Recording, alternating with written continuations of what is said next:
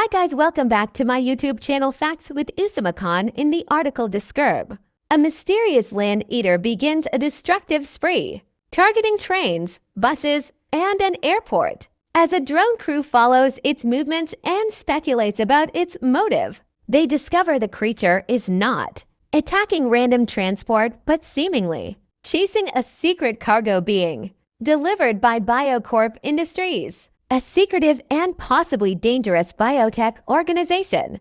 As the drone records, the land eater tunnels underground and reappears to snatch cargo, leading the investigators to a hidden Biocorp facility where they locate the cargo box in a delivery room. Inside the box, a glowing egg is found, which starts to hatch, revealing a dangerous mutation that the team believes could be connected to the land eater and Biocorp's experiments. The hatchling appears to be a dangerous genetic creation, triggering frantic attempts to escape as the land eater closes in and chaos erupts. In a tense confrontation, the scientists realize that the hatchling's presence has unleashed something far worse than the original creature, hinting at a broader biological threat. The video ends with the investigators fleeing the escalating danger, warning that the situation has worsened and that the mysterious cargo may herald an even more terrifying development.